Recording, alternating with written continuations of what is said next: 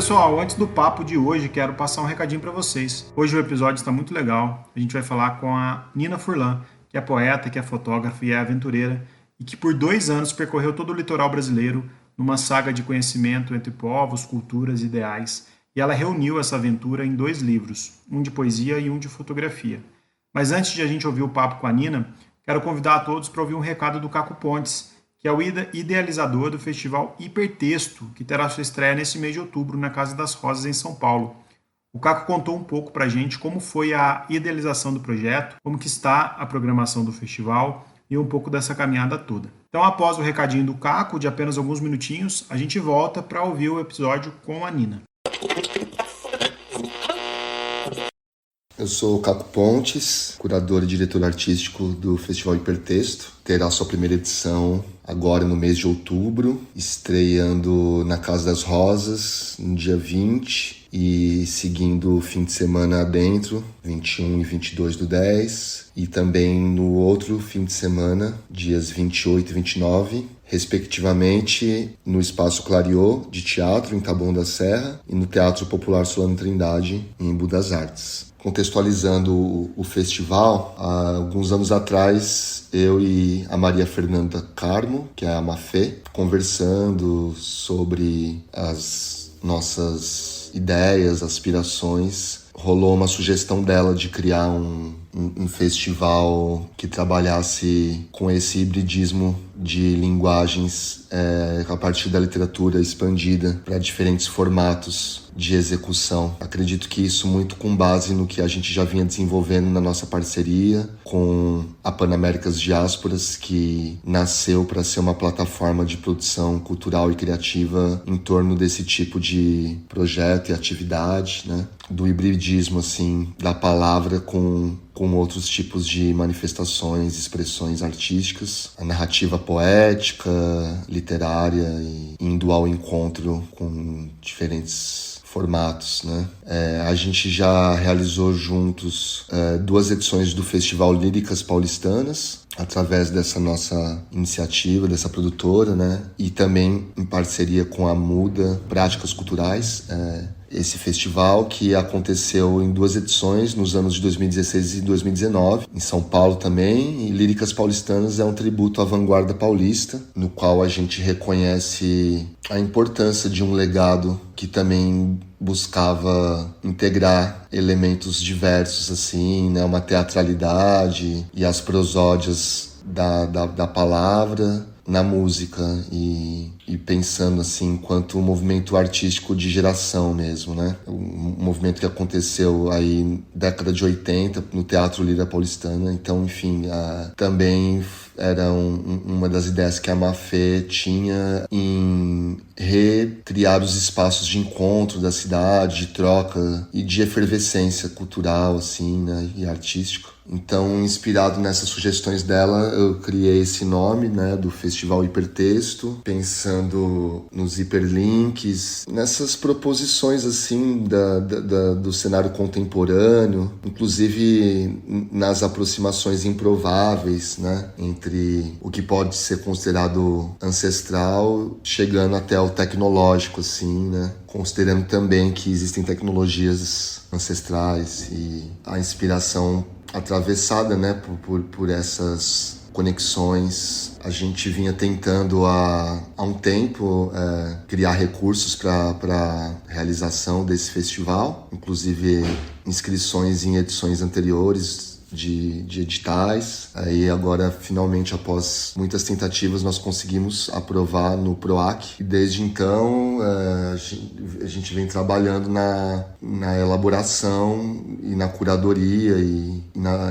na definição do programa, né, do line-up desse festival, buscando essa diversidade em todos os sentidos, tanto de formatos quanto de gênero, etnia, enfim, claro, levando também em conta as limitações, né, que pintam, mas na intenção de contemplar o máximo que seja possível, né, dentro das nossas condições. Então chegamos neste formato, nesta proposta que reúne espetáculos literários com base na palavra e na narrativa, quebrando as fronteiras assim, né, das linguagens convencionais e buscando a integração através de apresentações que propõem elementos de cena, né, com as dramaturgias teatrais, de performance poética, intervenção urbana, site specific, dança, música, artes visuais e sonoras, com um plano de acessibilidade bem amplo, pensando na fruição estética de todos os públicos, com tradução simultânea em Libras e audiodescrição para todas as atividades. E também, enfim, um espaço plano, né, que considera e garante uma mobilidade, com uma equipe técnica muito potente também, né, cuidando da estrutura e com essa parceria bem legal com os espaços né, que estão fazendo a sessão desses ambientes. Foi bem desafiador, assim, poder chegar numa definição do que será apresentado, com artistas muito potentes, não só de São Paulo, mas também de outras regiões aí do Brasil, né? E estamos super animados, assim, para realizar com um alcance, com uma difusão, finalmente poder dar vazão a esta ideia que já nos permeava, né, há tanto tempo e querendo, assim, né, chegar a um objetivo que é o da partilha, o da troca, da difusão e reconstruindo também aí os destroços da cultura e da arte, né, num país devastado, assim, nos últimos anos, especialmente nesse segmento. Então, convidamos a todas as pessoas que habitam esta cidade caótica, cosmopolita e intensa em fluxos culturais, a comparecer e a somar com a gente nessa iniciativa. Mais informações e detalhes da programação completa podem ser acessados no perfil do Instagram, Festival_Hipertexto, e também no site da Casas Rosas. Esperamos todos lá. Então é isso e obrigado ao podcast Rabiscos pelo espaço cedido. Um abraço e até breve. Olá, olá, olá! Eu sou o Tadeu Rodrigues, esse é o podcast literário Rabiscos. Obrigado a você que chega toda semana aqui comigo. Quero convidar você que não ouviu o episódio passado com a minha queridíssima amiga poeta portuguesa Cali Boreas. A gente teve um papo lindo com ela falando sobre o seu novo livro, sobre o seu trabalho com dança, com música, a apresentação que vai rolar na Flip, que a gente vai estar lá, vai ser muito legal. Então convido você que não ouviu, ouça então o último episódio com a Cali. Cali já é prata da casa, já teve aqui umas 3, 4 vezes. E é isso, quero te convidar também para acompanhar o nosso especial Rabiscos, álbum de lembranças, onde cada mês um artista é convidado para abrir seu álbum de lembranças e falar sobre uma obra, sobre uma música, sobre filmes que marcaram, sobre histórias reais. Está muito legal. O primeiro encontro foi com a Ana Zepa, o segundo encontro que é com o Rodrigo Casarim, do Página 5 da UOL, querido Rodrigo Casarim, um monstro aí da literatura. Mês que vem teremos um nome bem especial, ainda não revelado, porque não gravamos ainda, e eu não faço isso para não dar mau agouro. Quero agradecer o Márcio Markendorf, que me mandou o livro A Lua Fantasma. Lindo o livro de contos. Vou mostrar a capa para nossa convidada, você daí não tá vendo. Maravilhoso. Linda, né? Amei. Lua Fantasma, do Márcio. É isso, sem mais delongas, sem mais recados. Se você está ouvindo a gente pelo Spotify, deixa 5 estrelinhas lá, não custa nada, é rapidinho e ajuda a gente a chegar mais. Se você está ouvindo pelo Amazon Podcast, Apple Podcast, pelo Deezer, favorita também, que fortalece o nosso corre. É isso. Ela foi encontrada, quem? A eternidade. É o mar misturado ao sol. Minha alma imortal cumpre a tua jura. Seja o sol estival ou a noite pura. Com esse trecho do poema do Rimbaud, apresento a nossa convidada, Nina Furlan, que é apaixonada pela escrita, pelo mar e por tudo que envolve conexão com a natureza. Minha conterrânea Poços Caldense, é publicitária, professora de yoga. E a Nina, que vem de uma família de fotógrafos, estávamos falando aqui em off, consegue ver além. Isso dá para sentir no pouco que eu vi do seu trabalho, que a gente tem disponibilizado no site dela, na internet. E ela teve uma jornada de 2 anos explorando o litoral brasileiro. E com essa jornada aí de norte a sul, que ela vai contar para gente, ela decidiu compartilhar a sua experiência através de 2 livros. Seja bem-vinda, Nina. Olá, oi pessoal, tudo bem? Que honra essa citação, que honra essa descrição, muito obrigada. Prazerzão estar aqui com você hoje. Muito bom. Você que é uma menina mineira que mora em São Paulo, mas que ficou 2 anos no mar. Nossa, eu acho que a gente sempre fala que as pessoas de Minas têm um distanciamento tão grande do mar que a hora que você se encontra com ele é um mergulho mais profundo que o normal, né?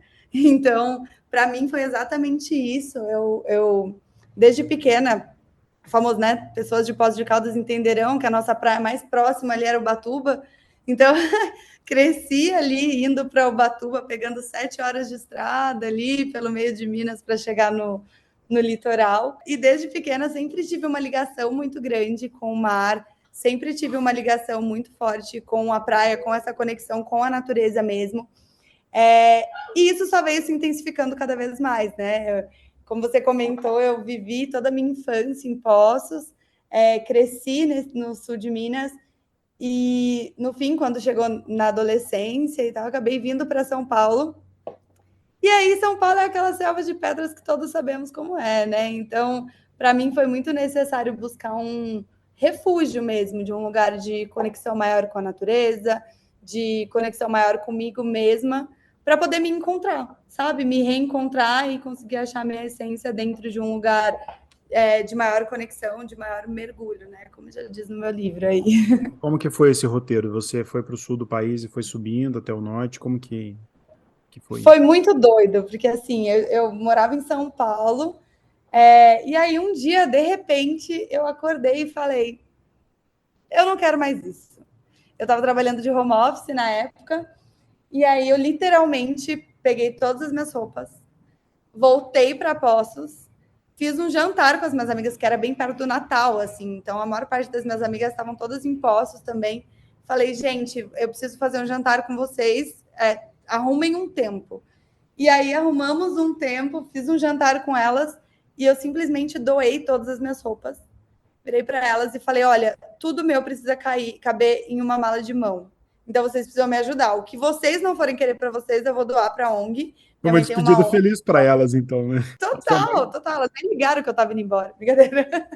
sua mãe tem uma ONG em Poços? Minha mãe tem uma ONG em Poços. Qual que é? Então, a Maria Cinderela. Legal. E aí, como a minha mãe tinha ONG, eu falei, olha, então vamos separar o que vocês querem. O que vocês não quiserem, eu vou dar tudo para a ONG da minha mãe, mas eu preciso que vocês me ajudem a fazer essa curadoria para todas as minhas roupas caberem numa mala de mão. E foi literalmente assim, a gente fez esse jantar, ela saiu, tem até fotos, assim, das minhas amigas, depois eu posso até mandar, se quiser colocar. Tem fotos das minhas amigas saindo, assim, com várias roupas, inúmeras malas para a casa delas. E aí foi isso, foi literalmente isso. Eu falei, eu preciso desse lugar, eu preciso desse momento.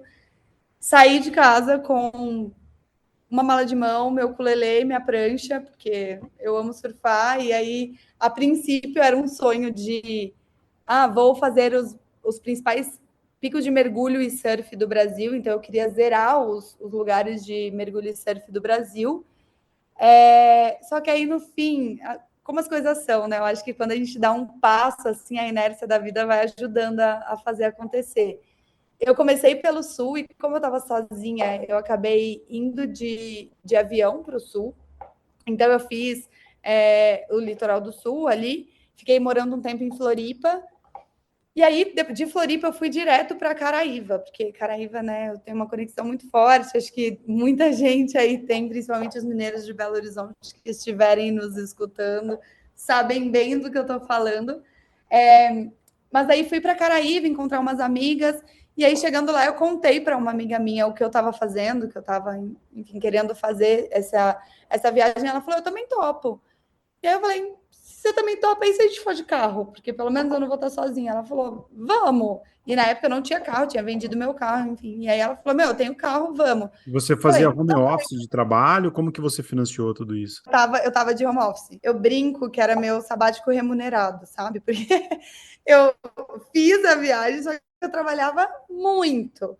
E era muito engraçado, que foi uma época que eu estava até com função dupla no trabalho, sabe? Então eu acabava tendo que trabalhar o dobro, o triplo, mas deu tudo certo. Aí eu e ela decidimos e a gente subiu de carro todo o litoral, desde Ubatuba, né? A gente começou em Ubatuba, aí fui até o Amapá, em alguns momentos com ela junto, em outros momentos com outras amigas que a gente foi fazendo ao longo da viagem, foi encontrando a gente.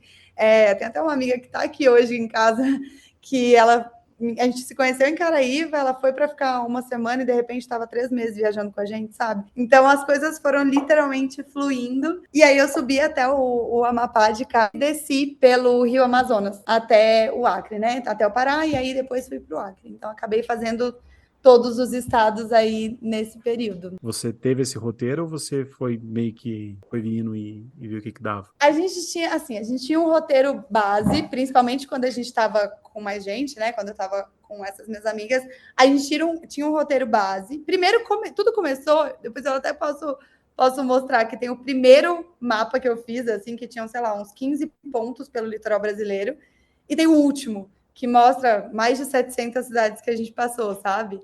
E aí, então, a princípio, eu tinha esses pontos que eu queria ir, que eu queria fazer todos os lugares bons de mergulho do Brasil, os principais lugares de surf. Mas aí, como no fim a gente decidiu ir de carro, a gente ia vivendo literalmente dia a dia, assim.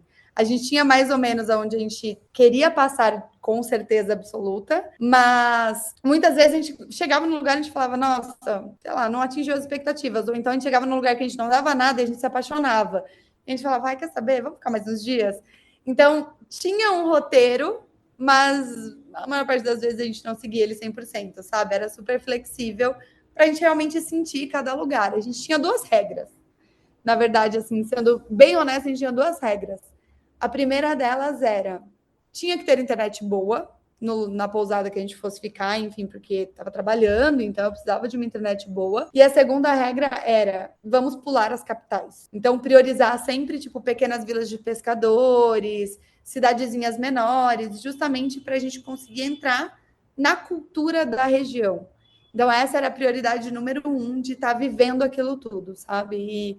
E no fim deu super certo, assim, tiveram poucas capitais que a gente ficou mesmo.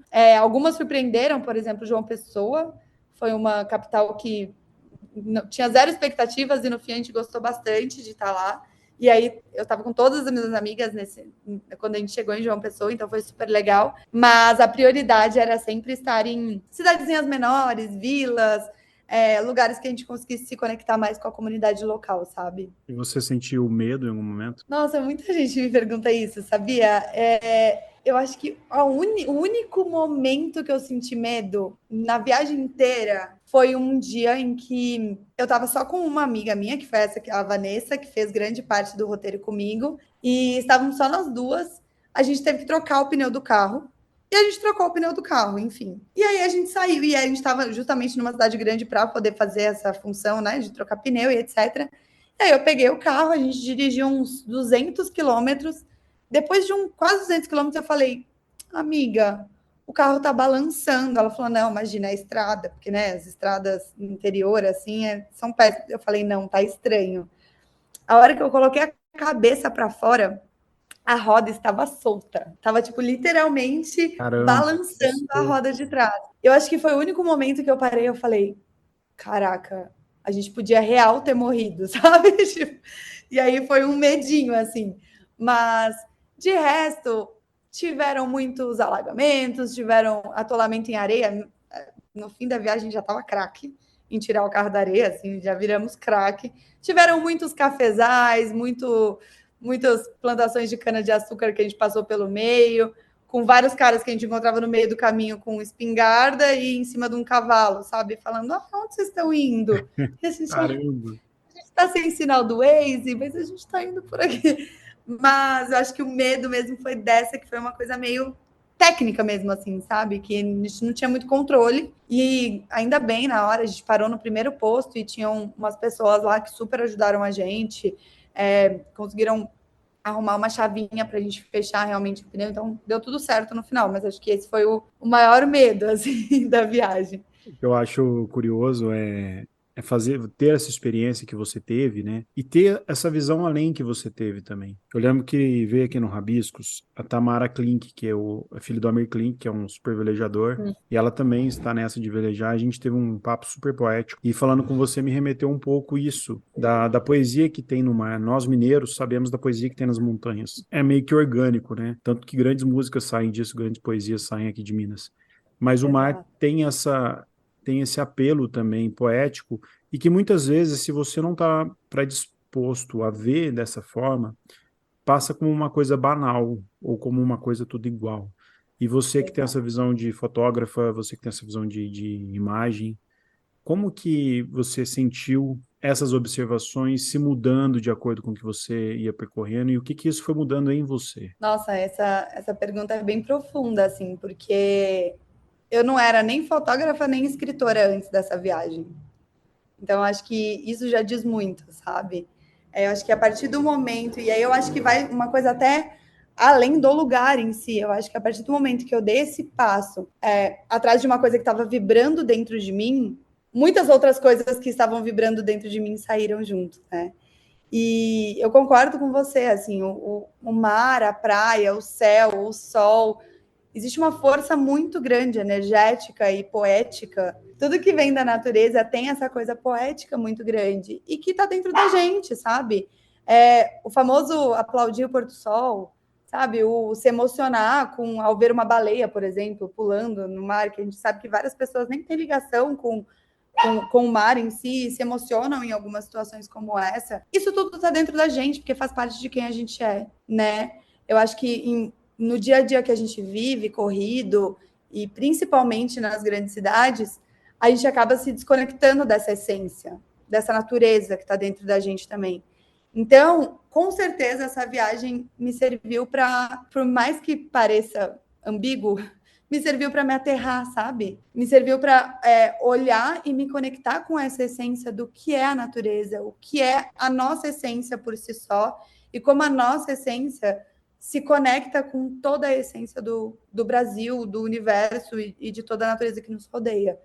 E eu acho que uma coisa que, para mim, foi de longe assim, a mais especial que eu tive nessa viagem foi entender a poesia do povo brasileiro, sabe? Porque o Brasil é muito diverso. A gente tem diversos países dentro de um país só, né?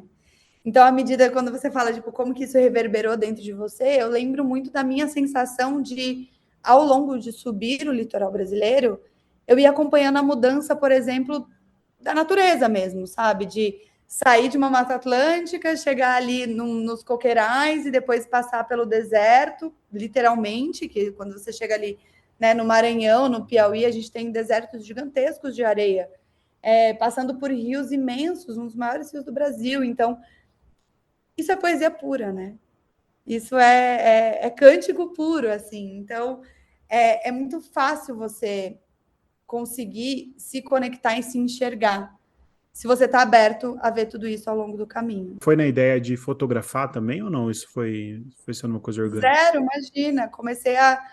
Eu fui fotografando porque sempre foi uma paixão, né? Cresci dentro da fotografia por causa do meu avô, da minha avó, enfim. Mas nunca foi assim, imagina, nunca pensei, nossa, vou ser fotógrafa. Lá em casa, a fotógrafa sempre foi a minha irmã, sabe? E, de repente, isso foi se aflorando, porque eu senti um pouco de necessidade mesmo de não só tornar eterno aquilo tudo que eu estava vendo que era tão incrível, mas também de compartilhar com outras pessoas, sabe? De, gente, olha o nosso país. A gente fica tanto querendo sair, conhecer e viajar para fora do país. Óbvio, é incrível, tem muitos lugares maravilhosos fora também. Mas o Brasil é muito maravilhoso. E eu acho que muitas vezes a gente acaba não conseguindo enxergar isso por ter uma visão meio míope mesmo, né? Dessa autossabotagem do brasileiro que muitas vezes a gente tem. Então, me veio muito desse lugar de como que eu consigo captar essa essência e essa beleza que eu estou vendo, essa poesia que eu estou vendo aqui com os meus próprios olhos e vivenciando dentro dessa comunidade, e como que eu consigo compartilhar isso com o mundo de alguma forma. E foi meio que aí que foi surgindo aos poucos tudo que veio a ser o Mares e o Mergulhos, né? Você falou que antes da viagem se reuniu com suas amigas e que você viajou com uma amiga e que você fez amigos no caminho. Como que você entende a amizade? Nossa, a amizade, para mim, assim, a amizade é literalmente a base da minha vida. Assim. Minha mãe sempre brinca que quando eu era novinha, ia ter, sei lá, um almoço em casa, sabe? A primeira pergunta que eu fazia era: quantas amigas eu posso trazer? Era a primeira coisa que eu sempre perguntava. Então, eu tenho muito essa coisa, a famosa frase de os amigos são a família que a gente escolheu, que a gente consegue escolher, para mim é muito, muito, muito verdade. Eu tenho grandes amigas que eu sou amiga há 15, 20, 30 anos e que são literalmente a base da minha vida, a base de quem eu sou. E não só os de longa data, né? Porque muitas pessoas que eu conheci ao longo dessa viagem, por exemplo, formaram quem eu sou hoje. Essa viagem me transformou muito como pessoa. E cada pessoinha que me tocou ao longo desse caminho fez eu ser quem eu sou. Então, eu trago com muito carinho todas as pessoas que passaram pela minha vida e que passam e que se mantiveram na minha vida, porque realmente formaram essa Nina de hoje, sabe? Formaram quem eu sou. Cada palavrinha, cada detalhe, cada cuidado ao longo do caminho fez com que eu seja o que eu sou hoje em dia. Eu sempre brinco que a gente nunca tem noção, né, do quanto as nossas palavras impactam a vida de outras pessoas. Às vezes, um elogio para uma pessoa estranha que você faz na rua, você não sabe como você pode mudar o dia e a vida dela. Imagina amigos, que são pessoas que estão com você em diversos momentos, né? Eles realmente transformam quem a gente é e trazendo para fora a nossa essência. Então, eu acho que essa é a maior beleza da amizade, é você poder ser e demonstrar quem você é na sua essência e não se reprimir por isso, sabe? E disso tudo que você está me falando, desse percurso, dessa viagem, dessas observações, dessas Estou fotografias, falando demais, né, inclusive. aqui é o objetivo, eu amo ouvir. Eu queria. E surgem dois livros nessa experiência sua de 2 anos que você está lançando agora. Eu queria entender um pouco esses dois livros. Eu queria entender também o quanto a poesia e as reflexões mudam de norte a sul do país. Como que mudam essas percepções poéticas? Foi muito doido, porque em momento nenhum durante a viagem eu planejei escrever um livro. Nunca.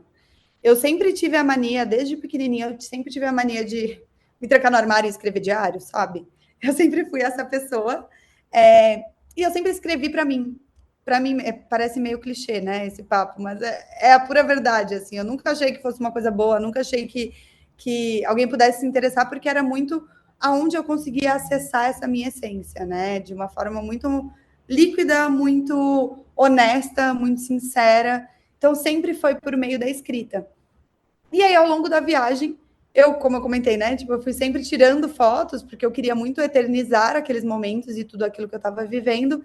E eu sempre ia escrevendo tudo que eu estava sentindo ao longo dos meus dias mesmo, como eu sempre fiz.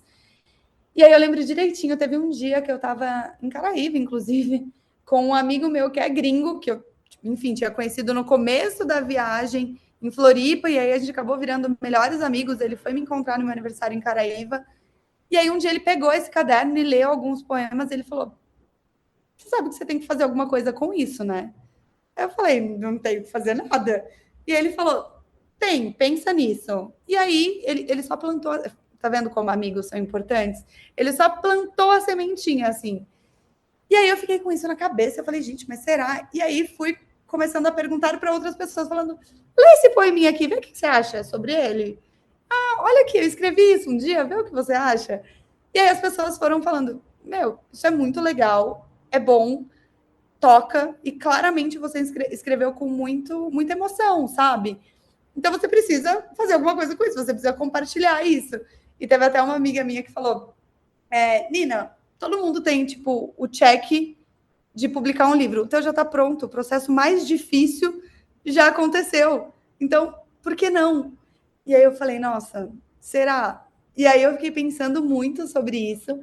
E deixei essa informação guardadinha, assim. Voltei para São Paulo, o escritório voltou, né? Tipo, não estava mais home office, estava trabalhando presencialmente.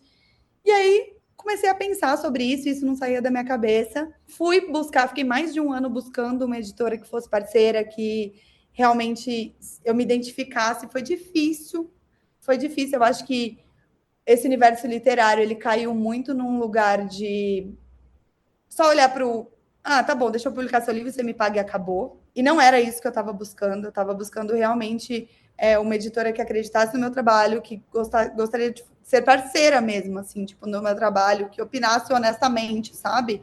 E que não quisesse só receber um dinheiro para publicar.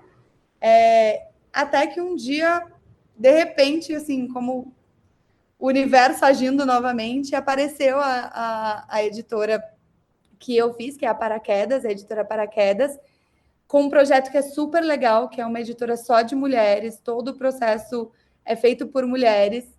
E na hora que eu fiz a primeira reunião com as meninas, eu falei, são vocês, é isso, vamos, bora fazer acontecer. E aí foi todo esse processo de entender se eu faria um livro de fotos com poemas, ou só fotos, ou não ia publicar nada. Tinha dia que eu acordava e falava, mas ninguém quer ler isso, né? Síndrome da impostora total, gente. Assim, eu falava, não, ninguém quer ler isso. Para que eu vou publicar? Nada a ver. E aí a editora, com todo carinho e cuidado comigo, falava, a gente não teria pego se não fosse bom, tá? Tudo bem, vamos. Bora, vai ser legal, vai ser incrível, vamos juntas. E no fim foi incrível.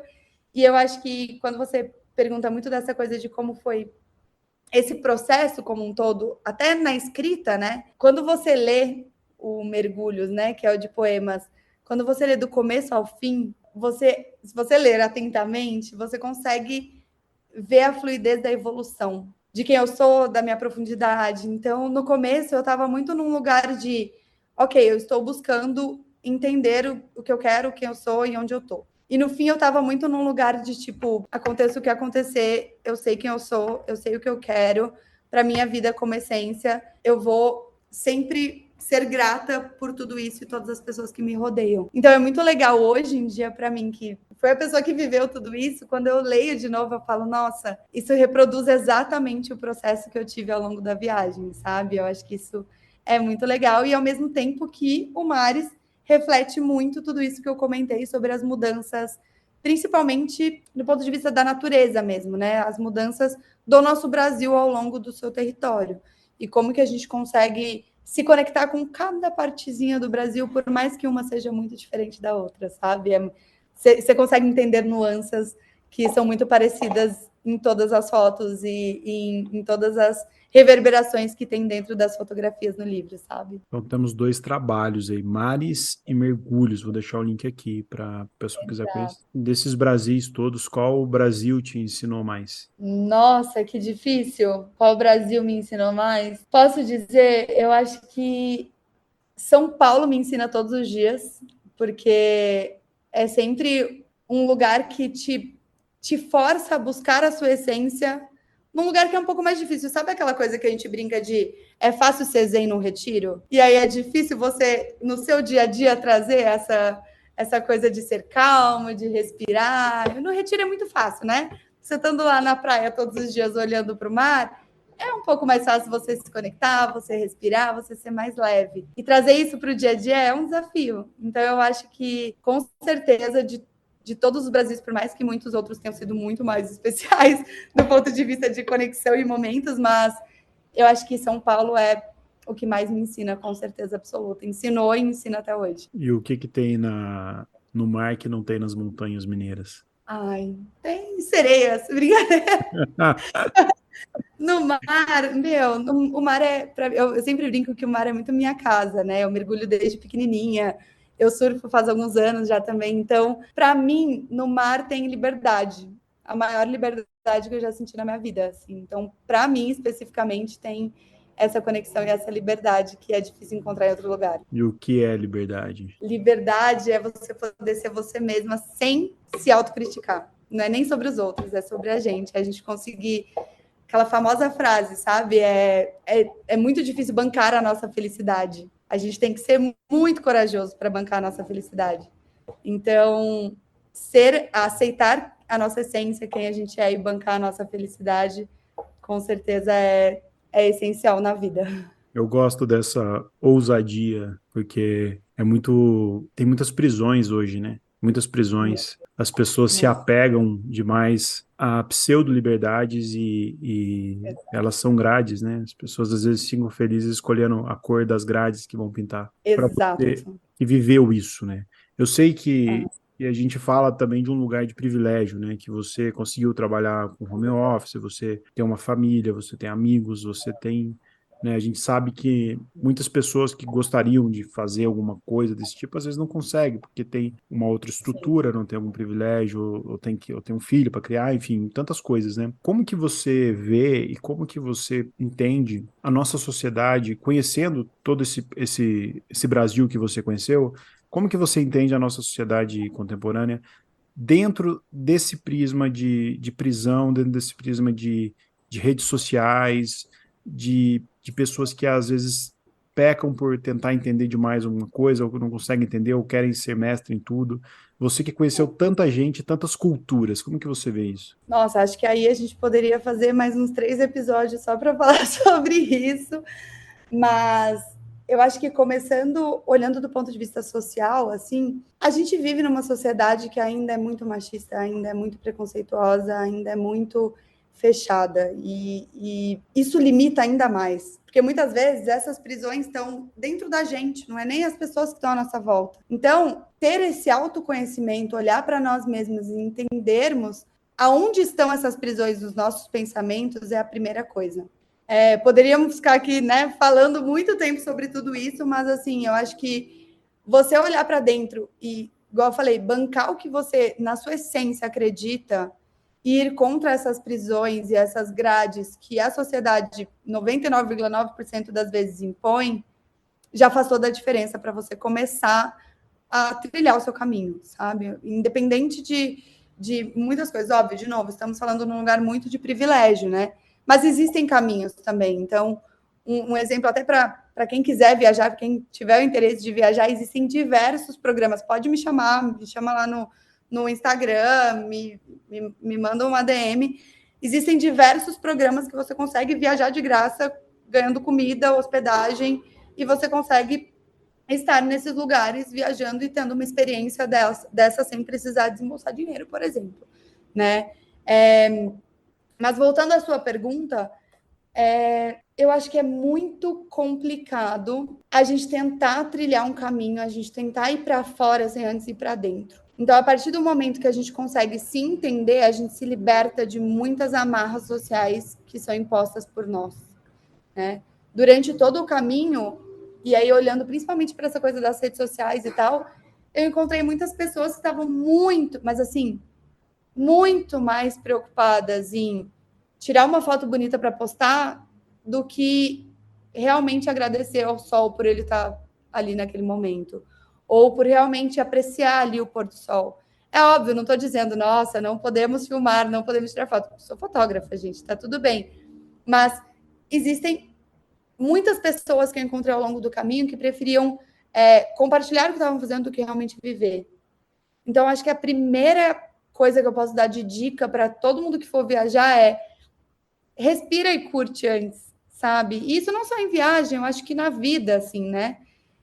A partir do momento que você para, isso vem muito da essência do yoga também, né? Eu faço muito yoga, então você trazer essa coisa realmente de você parar e sentir o presente foi o maior presente que eu tive, porque eu poderia ter feito tudo isso que eu fiz, todas as viagens que eu fiz, e eu não teria me transformado, me encontrado e me conectado com tantas pessoas se eu não tivesse com essa essência dentro de mim em cada passo que eu dei assim, no caminho, sabe? E se eu puder falar um outro ponto que realmente faz toda a diferença se conecte com pessoas. As pessoas ensinam muito. E principalmente quando você viaja, quando você vai para uma cultura igual os nossos 1000 Brasis, né? Assim, quando a gente vai para essas culturas, a gente aprende muito. A gente aprende para o lado bom e a gente aprende para o lado ruim.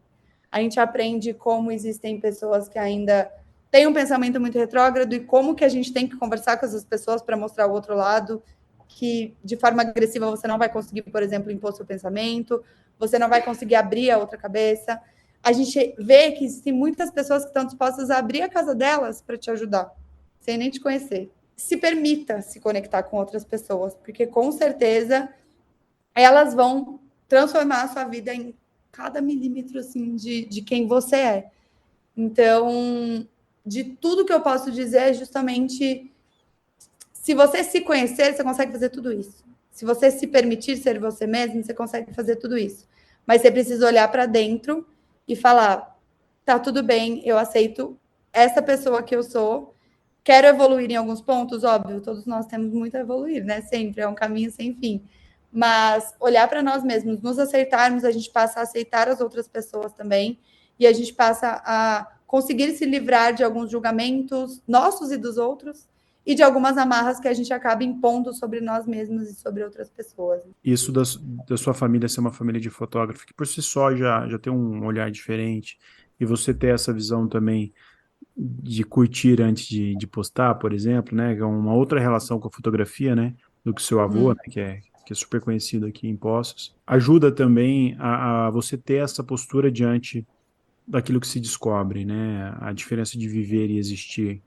Eu, como poeta, como escritor também, eu tenho muito disso dos meus pais, né?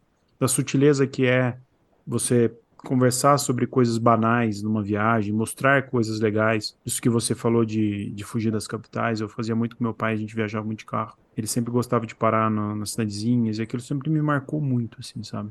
E a yoga, que você falou que é professora, né? Ela entra Uhum. na sua vida também, de certa forma, te ajudando nisso, né? Te ajudando a parar para isso. Como que é a sua relação com a yoga e como que ela liga todos esses pontinhos assim, de poeta, de fotógrafo? Não, com certeza, assim, acho não, tenho certeza, né? Yoga foi essencial na minha vida para eu conseguir literalmente parar e respirar, sabe? Eu lembro que teve uma vez, uma das primeiras vezes que eu fiz um pranayama, né, que é um exercício de respiração, e eu falei, nossa, eu tinha esquecido que eu respirava. E quando você respira, você para, você observa, você se acalma. E aí isso ajuda, inclusive, numa escuta ativa, né? Porque a gente tem muito essa urgência de opinar, de participar da conversa e de estar presente, de postar e de não sei o que lá. E muitas vezes a gente não para só para observar e receber. E isso me ajudou muito a receber muito de todo mundo que eu cruzei pelo meu caminho, dos lugares que eu fui. Então, uns detalhes, assim, mas assim, observar uma regra básica durante a viagem era dar bom dia e boa noite para o sol todos os dias. É uma coisa simples, mas que faz tanta diferença. Assim, quando você olha no seu dia a dia, no seu respirar, no seu conectar e no seu olhar para si mesmo e conseguir entender como é essa fluidez da vida, que muitas vezes a gente, na inércia, só deixa passar, sabe? Então, o yoga veio muito nesse lugar de me ajudar a observar. Observar, ser muito mais observadora do que questionadora, sabe? Óbvio, é super legal questionar, assim, mas você receber também, ser só passivo um pouco de receber ali toda a energia, toda a informação também é importante. Nina, obrigado. Que papo bom, que delícia falar Ina, contigo, obrigada a você. que Falei um delícia te monte aqui. conhecer. Eu adoro ouvir, eu adoro estar com pessoas interessantes, com pessoas que têm a ensinar e ainda mais você que enfim, enfrentou uma aventura legal e trouxe isso para dois livros, né? Então, Mares e Mergulhos, pessoal de casa, procurem o livro, os livros da Nina. Onde que o pessoal encontra, onde que o pessoal te encontra? Em todas as plataformas digitais, é só colocar Mergulhos e Mares ou Nina Forlin, junto com Nina Forlin, Mergulhos Nina Forlin, Mares Nina Forlin, já aparece em todas as plataformas, então é tranquilo. Também estou nas redes sociais, então quem quiser adicionar, tem várias das minhas fotos lá nas redes sociais, Instagram principalmente, tem todo o meu portfólio, então fiquem à vontade se tiverem dúvidas sobre viagem, viajar sozinha, principalmente mulheres, que a gente sabe como é mais complicado. Então, contem comigo, é só me chamarem lá que a gente bate um papo e eu ajudo como for possível. Obrigado, Muito obrigado. obrigada a você, Tadeu. Foi uma honra de verdade estar aqui. Obrigada por todo o seu compartilhamento também. Quando vier a Poços, me avisa, a gente toma um café, a gente se conhece pessoalmente, que a gente só se conhece virtualmente e por Com redes certeza. sociais. Obrigado, Irei em viu? breve. Espero Obrigada. Um mais beijo. encontros aqui no Rabiscos. Quando tiver mais livros, Sim, mais viagens. Já tem o próximo destino já, não? acabei de voltar do Havaí. Olha só. Então já temos muitas histórias aí, já podemos marcar o Você próximo pode quando marcar o próximo episódio, então, sobre o Havaí. é isso. Havaí Mas é sim, temos alguns planejamentos aí das próximas viagens também. legal. Tudo que a Nina falou vai estar aqui na descrição. Então, quem não anotou, só clicar aqui. Tem acesso aos livros, ao Instagram dela também. É isso. Um beijo a todos, bom dia, boa tarde e boa noite.